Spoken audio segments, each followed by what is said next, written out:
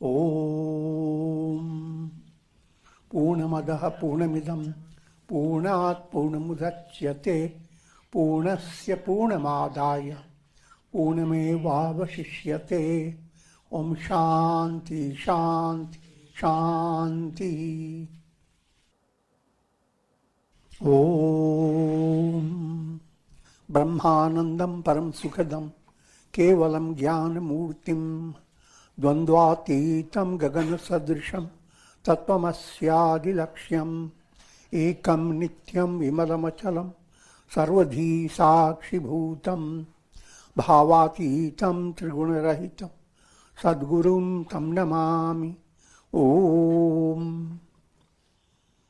Adorations to Sadguru, who is Brahman, the giver of supreme bliss, embodiment of pure consciousness, one without a second, vast as the ether, infinite, eternal, beyond the three gunas and their modifications, the supreme preceptor. Yoga Vasistha in Upashama Prakarana, and section is 52. Great spiritual seeker, aspirant who becomes a rishi later, Uddalaka, continues to practice reflection.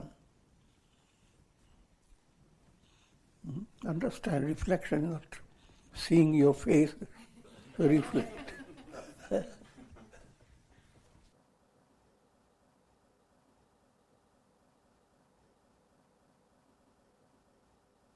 Is a thoughtful movement, a movement that is very spontaneous.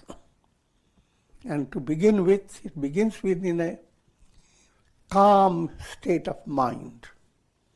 Your mind is really calm, then your attention moves towards the most important fact of your existence, and that is, who am I? Looking for I am, that's what you have been doing. Knowingly, unknowingly, directly, indirectly, that's what you have been doing.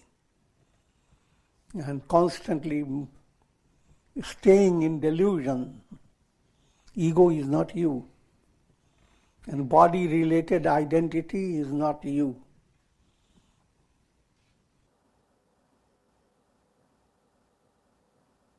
And then you work so hard, whole life, facing so many challenges, and your you, your I am in you, remains in mayhem.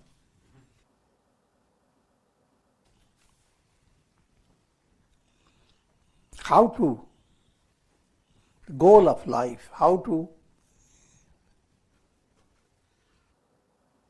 realize the real I am, for easier understanding.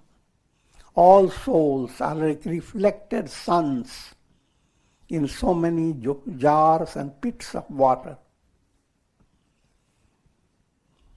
And reflected suns are always in turmoil. Where can they find real fulfillment, a steadiness? Answer is in the sun.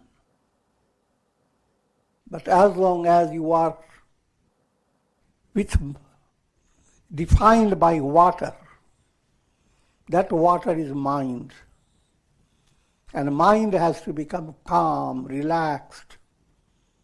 Then you will see reflected sun and the real sun, reflected moon and the real moon. Now you can see the alikeness, exact identity. But with the calm state of mind, meditation takes another stage, the stage of called reflection. You are inquiring, your mind is looking for. When you look for things in the world, you are led by raga and dvesha. And who inspires you to look for? Your ego. Ego is like a monkey. Raga and Dvesha are the legs of the monkey that entwine your neck. So everything you are looking for is under that control of the monkey. And when you think of things that you have to acquire in the world, that thinking is involved with mental stress, nervous stress, and it interferes with your balance in your whole personality and has its own results. And that's called chinta. Worries, anxieties related to the world around you. If you have solved your problems, you're not happy. You now want to go into solve international problems.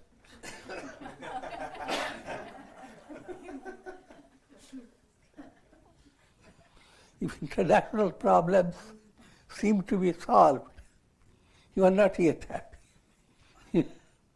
You study the stars.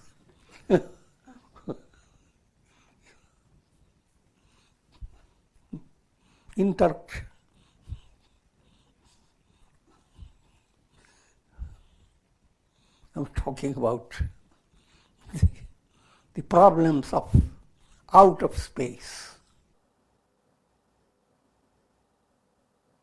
Without going to all this, what I'm leading you to understand, that when you are look for who am I, it's a kind of a gliding movement. It is not a stress. But to initiate that stage, you are led by Vedantic affirmations. So, first, get hold of Vedantic affirmations, such as Shuddhosi, Buddhosi, Niranjanosi. I'm not going to details of those, but the idea is, allow yourself to understand, I am, not the body, not the mind, not the intellect. I'm not the perishable personality. I am absolutely pure. I am absolutely untouched by the world. Eternity, immortality, that's me.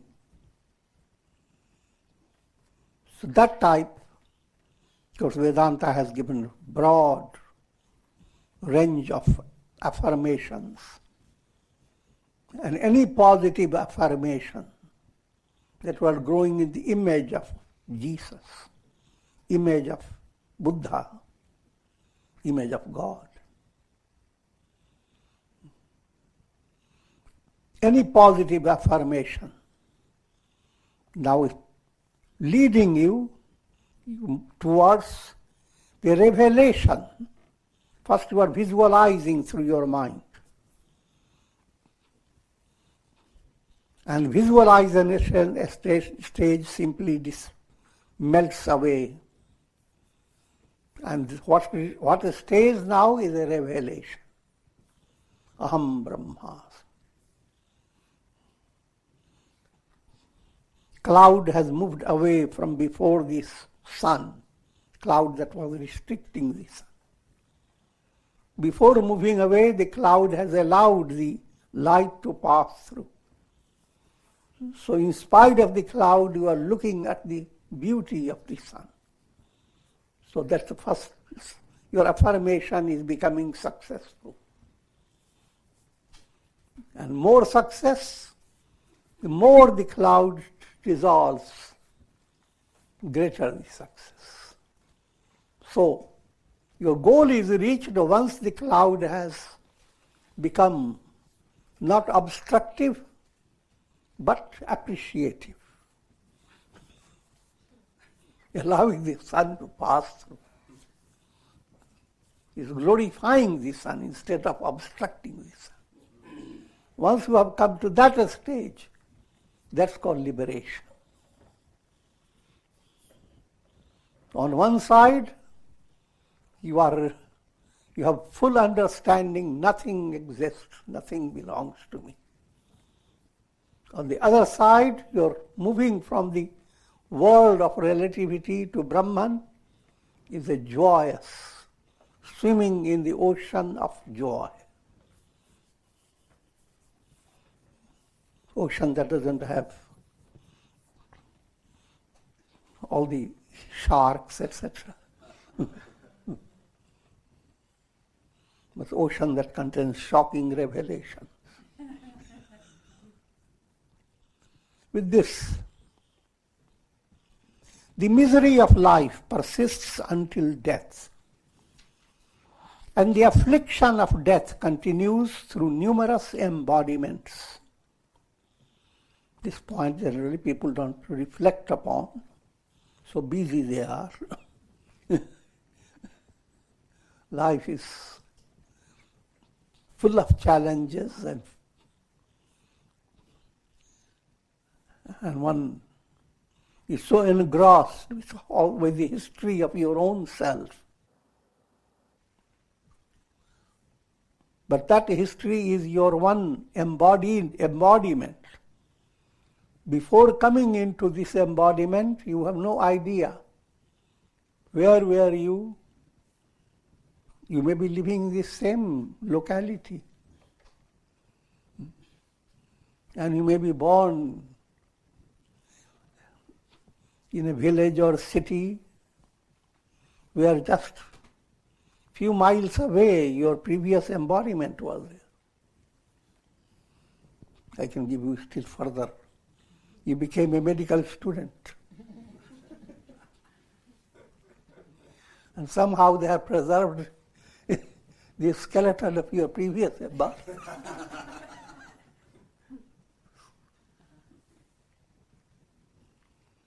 And you chose that skeleton, didn't know why, for your study.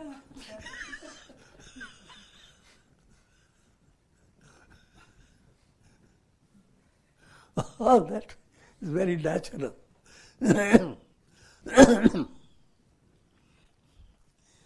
But what I'm leading you to understand that one life that has brought the whole world crashing upon your head, there is no end to this type of embodiment unless something is done to it.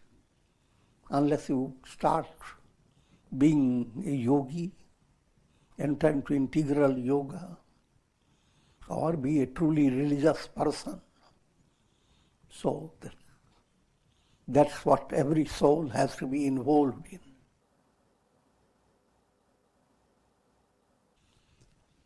The objects of enjoyment in every embodiment are subject to the defect of perishability.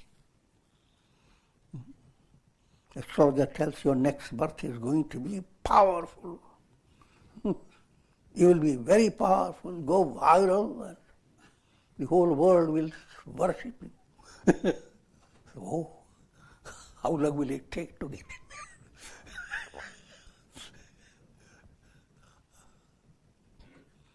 But what you don't, your mind doesn't go into it. That all that you are being presented with, what a wonderful future. But how long will it be? After the next personality dies, will that end your soul's predicaments? Will that give the soul its final goal? That goal comes by liberation, not led by karma from one embodiment to another. Karmic way of looking for your happiness, that has no end to it. It is nothing but happiness. There is no happiness. But by integrating your personality and allowing your mind to come to a state of practicing vichar, reflection, where mind is not interested in attachment, hatred, but interested in enjoying serenity.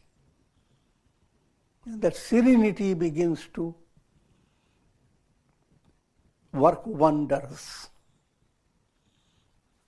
That becomes a gateway to liberation.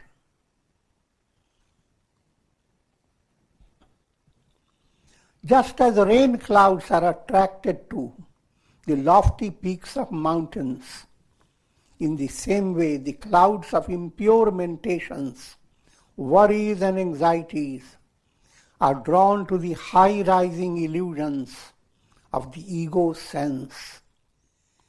Ego is described like a mountain.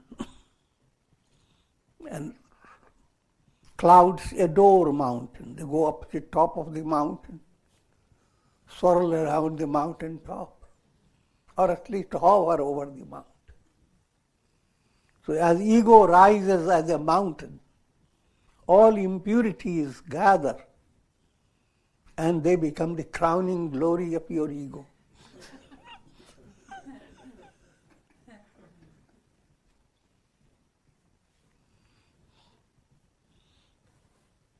So the rising of the ego is not to be promoted. This point I have explained, ego. It's not, the message is not suddenly get out of the ego, you can't do that. Your ego plays three roles led by gunas, modes of nature. Tamasic ego must completely be sublimated. Ego that is interested in hurting others for securing its happiness. Ego that works in a demoniac way, the tamasic ego. That ego, another point to understand, no matter how far you have evolved in your life, all the three types of ego you are experiencing day by day. Rajasattva, rajas, tamas. But because of your higher level of understanding, rajas and tamas are under your control. They become like they serve your purpose. They don't come to restrict your growth. Tamas gives you rest if you are in a healthy movement. Rajas allows you to gather your energy from different sources.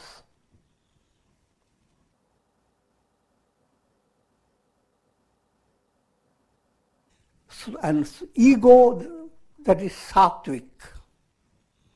That sattvic ego is not obstructive to understanding I am not the ego. So therefore when we say you are coming to realize I am not the ego, that doesn't mean that you don't have ego. You have transparent ego. And it is more jewel-like, stronger than before. It is nowhere to be seen, but it is more steady and powerful than you can imagine. And it will never obstruct because it is transparent. With that type of ego, ego is not a mountain swollen up. Ego becomes humble. And all the gathering clouds that dance over the ego's head of impurities, they simply get sublimated. When the ego sense is destroyed, the tree of the world process begins to wither away. It is no longer nourished by the waters of attachment and hatred.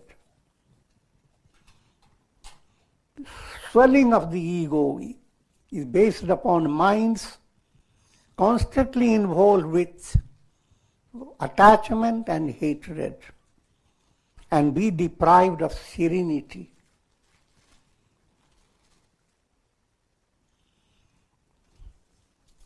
In an atmosphere of absence of serenity, ego becomes inflated. It rises like the mountain and all the impurities go on gathering.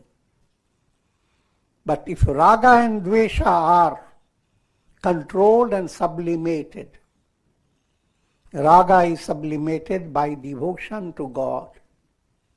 Raga is attachment. Anything loving, you get attached.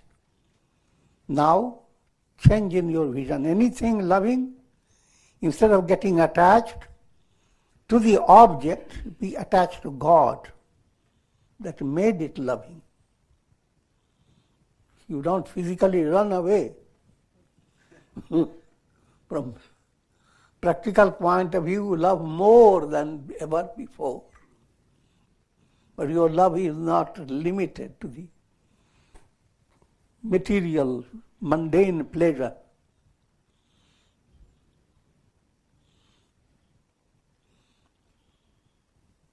So in that atmosphere where raga is being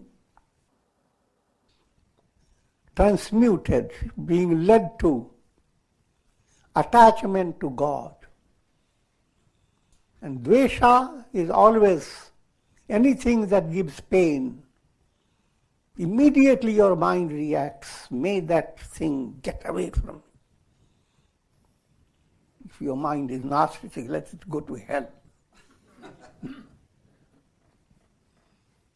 But you never realize when you have sent anyone to hell, you have sent also to you, yourself also to hell to watch over your enemy. Watching your enemy is worse than hell, but you don't realize that.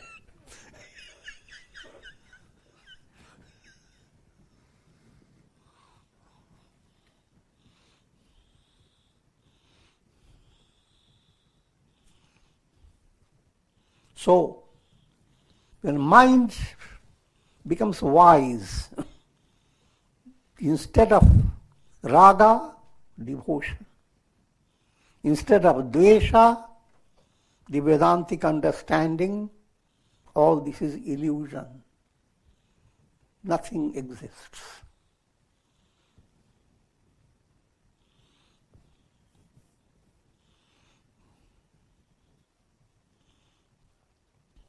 Bhakti and jnana. Because of the advent of the Garuda bird of spiritual enquiry, the black cobra of craving, which had made its residence in the hollow of the tree, has now fled to an unknown land. Uddalaka is as if talking to himself at a deeper level, as if. But this is happening as a practice of vichar, which I'm explaining. It's happening in a spontaneous way.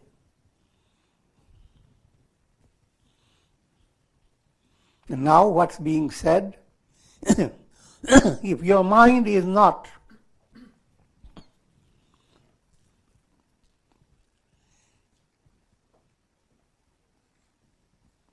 losing its energy in attachment and hatred, and allowing some space, some room for serenity, then you have as if opened a mystic door and Garuda bird of inquiry, a deeper search for who am I, opens up within your heart.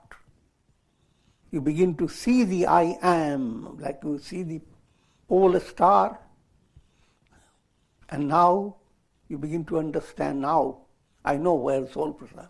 Now tell me more about it. So that's first stage, you are reflecting. Next stage, you are getting into deeper aspect of inquiry. The words can't give you the real meaning, but that's the only way we can say. Manan nididhyasan, chintan vichar. Different terms are used. Chintan, you are reflecting. Vichar, inquiring. And when you begin to inquire, you begin to understand the role of craving.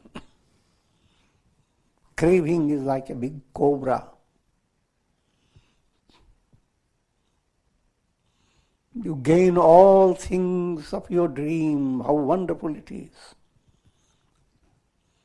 You are healthy, happy, your house is full of prosperity, but one little cobra, one little bite,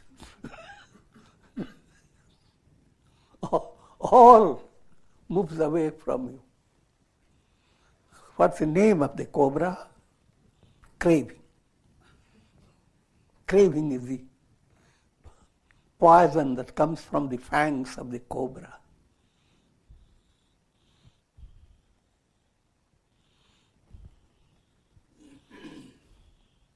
And what is the cure?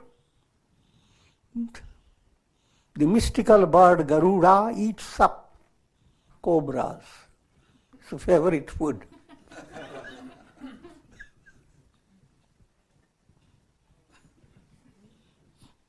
And not only that,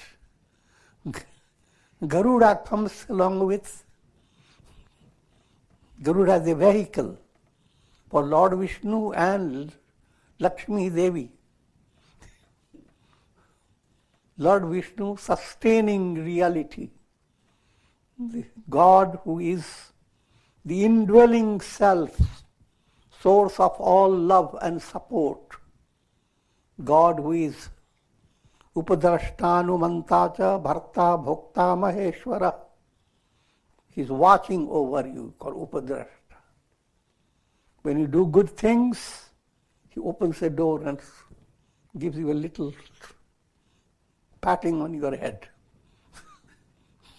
That's way, not hurting. Anumanta. You begin to understand you are being encouraged, inspired by a divine source. And then you begin to realize that God is all loving support. He is Bharta. And his support will never go away. You can hold all types of views, but he is waiting. And as you begin to love, you love only 1 ounce, and response comes to 1 ton of divine help and assistance. Mathematics is poor, but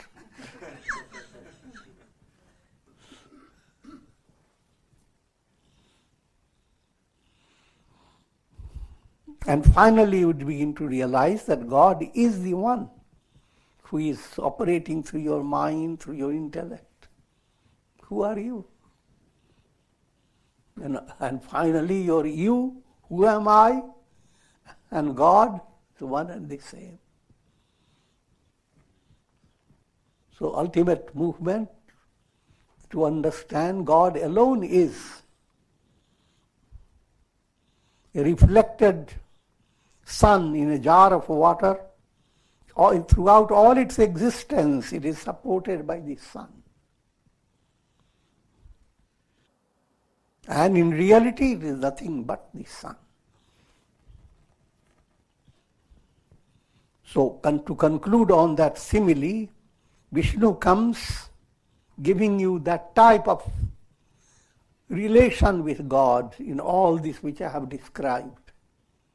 And Lakshmi Devi comes giving you good, all spiritual virtues that give you a rug to walk upon.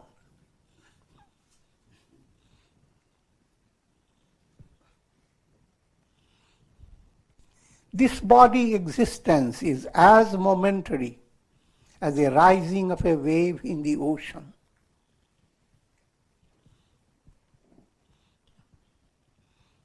Consider yourself, individual body, that's just like one who is ocean has gotten into a strange emotion and comes to believe I'm just a wave or I'm just a little whirlpool in this vast ocean. And the ocean will not keep me safe, is always putting me and tossing me from one place to another.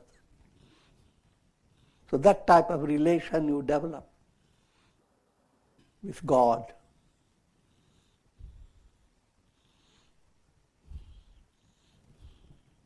But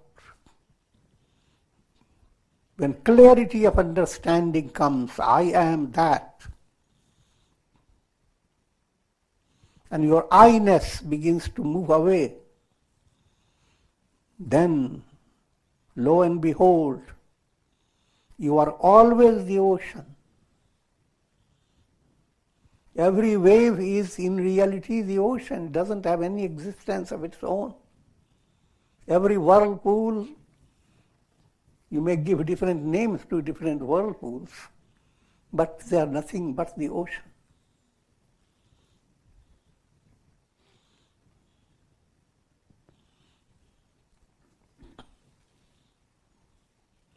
He who imposes the sense of I-ness on this transient body is indeed dull-witted.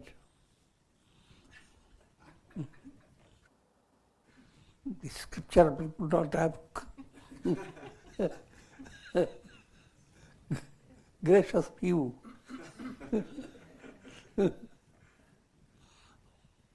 No matter how intelligent, how successful, how powerful, how popular you are, to the eyes of the world you are successful, and people are studying your biography.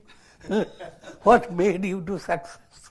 If you would not develop devotion to God, you are not moving on the path of enlightenment, you are just a dull wit.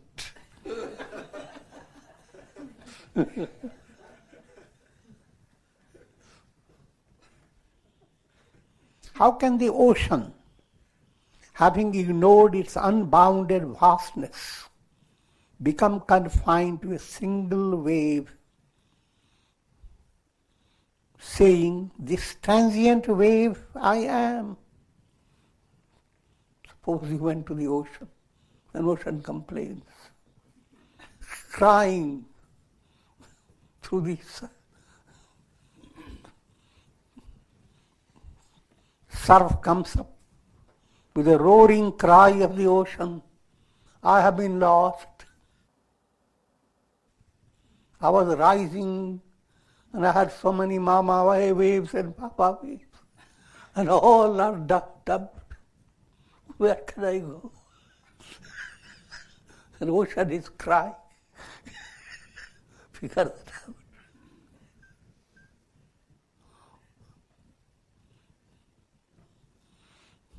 And that's the predicament of every individual. Ocean-like identity in you has been forgotten. But the same ocean-like support is now allowing your mind to imagine all the trouble, the misery, and a load of problems. Who is bringing about the miracle? I'm holding all this, the ocean. That ocean is you. That's the real I am. Therefore, no matter how your life is flowing, when you go to deep sleep, you become completely free. No matter all people, no matter what karmas they are going through, when they are in deep sleep, they are exactly in the same equal status. Equal status means free of all practical realities in the world of time and space. All move away and you are not affected in any way. But they will come back if you are not enlightened. They will come back again and again. If you are enlightened, a revelation, I am, devoid of the entire world. And I am all that is. That revelation is the sound of victory.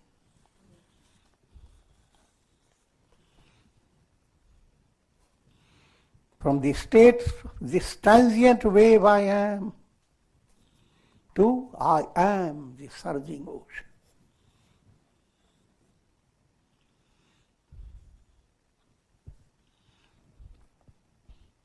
During dream,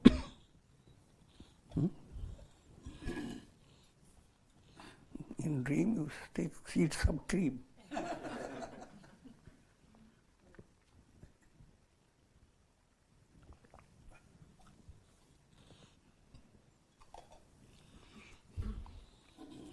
During dream, one may see oneself being slain and consider it as a reality. While you are dreaming, everything that happens is sharply painful. It can happen both ways. You find something wonderful, joyous, and you become very happy, or you are stung with a scorpion, or pinched by a thorn, or go into all types of accidents. And this terrible, horrible, frustrating, shocking, all that happens in dream gives you just like facing the world in the practical world, facing the worldly reality day by day. In other words, while dreaming, you never have any idea that nothing is happening. You are climbing steps and steps broke. You are falling down into the thorny bushes. You are seeing this, not only seeing this, you are getting a scratch. You are seeing your fingers flying away from you. It's the most horrible experience. So we continue to say horrible, horrible, not Haribol. Haribol, nothing is happening. This is God's magic. The moment that switch comes in, all that tragic experience disappears. It becomes soothed, even though your dream may still continue, but you have developed an insight, even while dreaming, that this is a dream. Sometimes some people have that. They dream, they are not completely awake, but they are in the transition state from dream to waking. But during that state, they suddenly begin to smile over their tragedy. They see their body dead, their head flying away.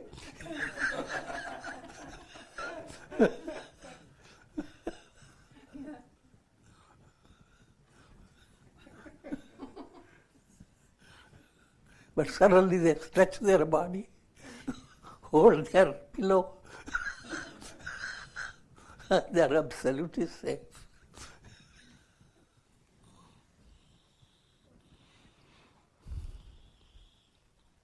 One may see tigers, thieves, and other objects and become affected by them as if they were real. Much in the same way, in spite of the fact that the objects of the world are unreal, when caught in the world of in the dream of the world process, the soul continues to experience pleasure and pain through them. When you hear the whole world is unreal. But that doesn't resolve your problems. You have to wake up from your dream.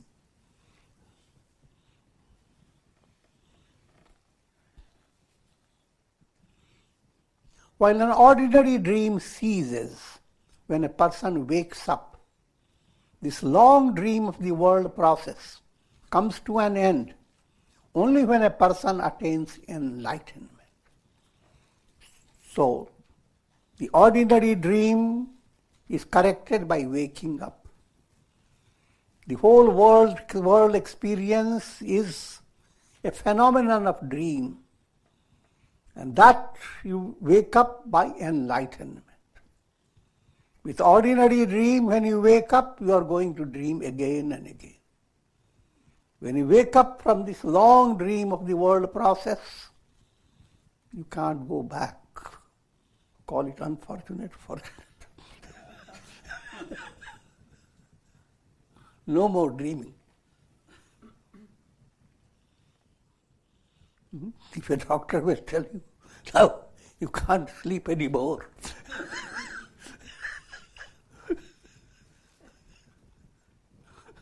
This is tragic news. I'm joking, but try to understand the simile behind. I'm merely an actor in the drama of the world process. Everything that you have done, who has done it? You have been acting as a baby actor. So, grow up, you are acting. You are not yourself. You are playing roles of different personalities. You become overpowered by anger, you are a horrible personality. And being gracious with good qualities, you are a gracious, gentle personality. But we're not sure which one you are. It's playing your role. In the drama of the world process, soul goes on playing different roles, led by conditioned mind. With enlightened mind, even while playing roles, the soul has a totally different status. That is, God is playing all the roles. Siya Ram Mai Sab Jag Jani. Your personality is divine. Personalities of others are the same divine source. All that you are experiencing has the same reality, God. All that others are experiencing, the reality is the same.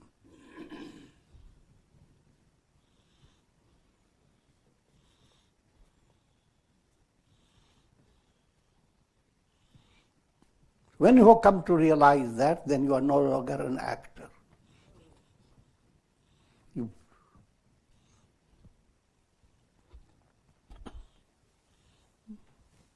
And when acting has gone away, you are not being led by a director of your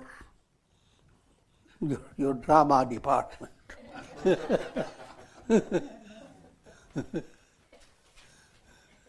You have been your own director.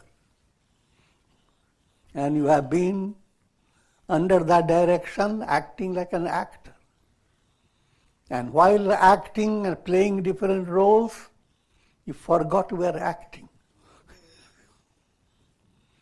Figure that out, what it would all mean.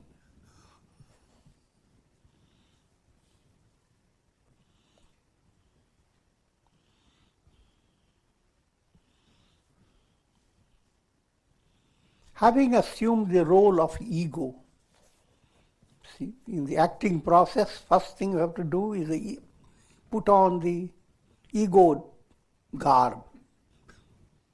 Grab an ego. Now this is a proof you are an actor.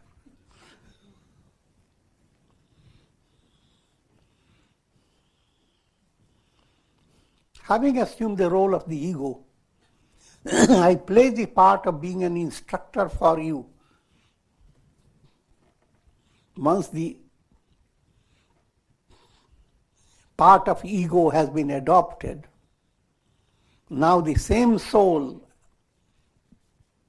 having another level, another aspect, becomes the teacher of that ego.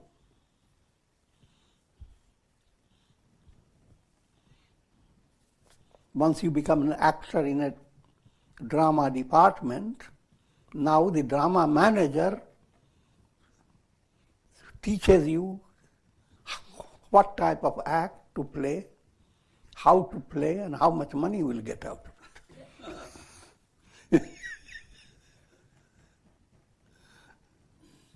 And the drama manager, in this from higher point of view, is God. He is the controller and the director of the world drama. And that again is not the highest statement. All the drama-based reality is not reality at all. And there is no drama. God alone is. Every day the sun plays the drama of being small circle in the east, coming slowly, and scripturally speaking, riding on the horses. And then many things happen from morning till night. All that is sun's drama. Numerous lightnings, numerous rainbows, all light of the sun creates all illusions.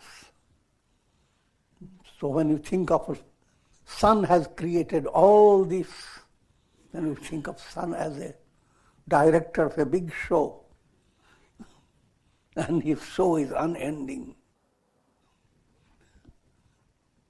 But if you have advanced mind, sun is not showing any show. The sky is blue for all the eyes of the people look up to the sky. And what it is? Blue. But all of them are saying lies. Science proves it.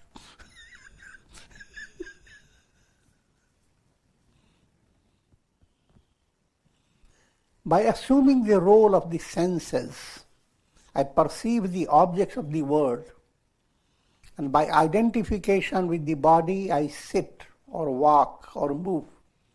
But in reality, I am the self, wherein the ego sense is absolutely negated. Brahman alone is. That's what you are being led to understand. Everything that happens in your dream, every detail, is yourself. How do you know it? When you wake up, there is no involvement with anything other than where you are on your bed. Alas, like a deer lost in a dreary desert, I have been wandering in the world process for a long, long time. Led by ignorance, you have been like a deer. Not deer that is frightened, terrified, going after mirage for quenching thirst.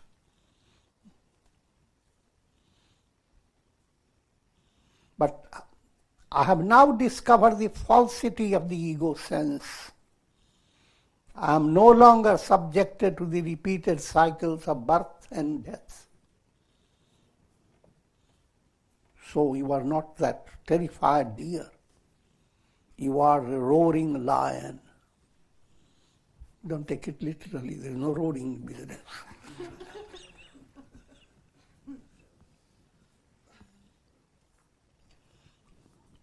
The eyes see. The sense of touch perceives softness or hardness. The tongue tastes. The nostrils smell fragrance. And the ears hear. But where is the ego sense? Look for it. Catch it by the ears. Where is it hiding? How does it come to exist? Indeed, it has appeared even like mirage in a desert. See mirage? And it looks exactly like shimmering water. You look at the sky, it looks blue. It's not blue there at all. Nobody has put it with a glue.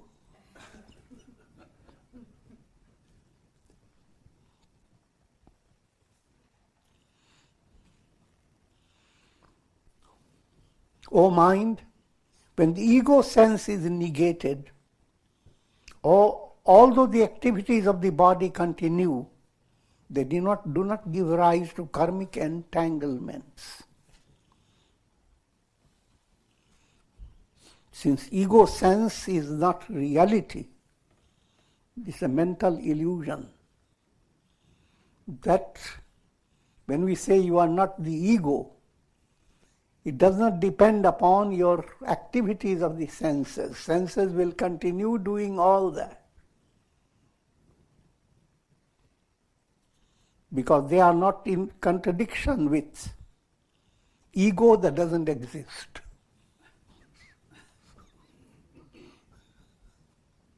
Once you realize ego is not obstructing, ego is not controlling your senses, the real controller is what is behind the ego. The source of your seeing is God Himself. But that's another level of understanding. But here what the message is that your enlightenment doesn't depend upon withdrawing physically from activity. You became inactive completely. Now I want to attain nirvana. I want nothing. The whole world has become zero. Your hand moves, it makes it zero.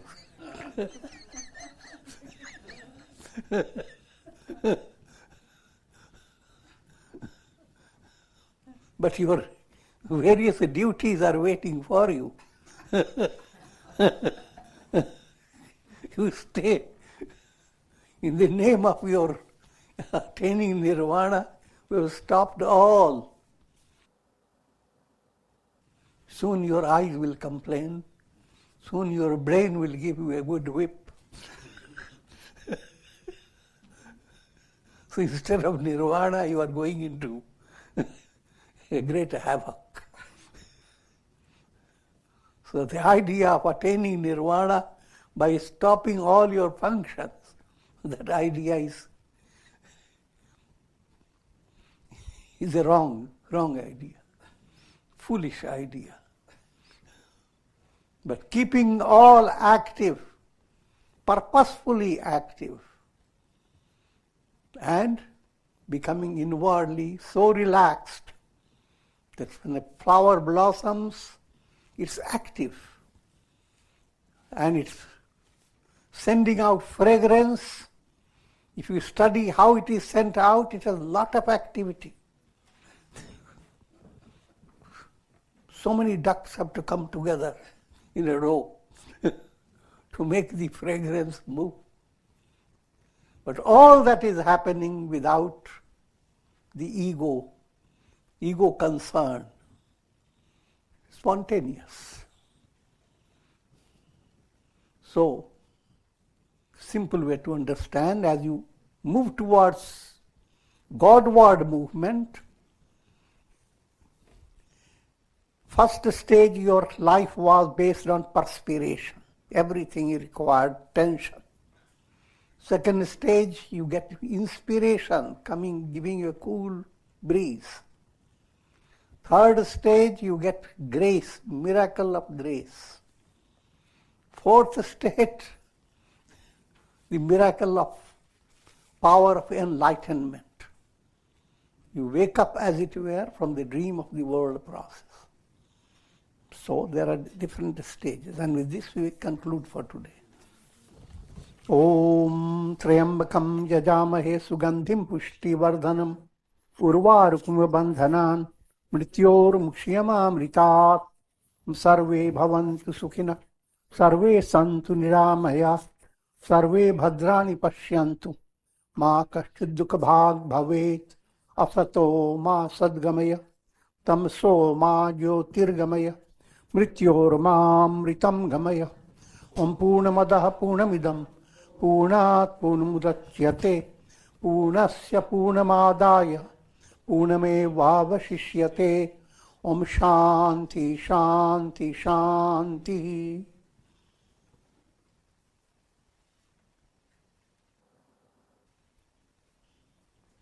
Om Hari Om Tat Sat.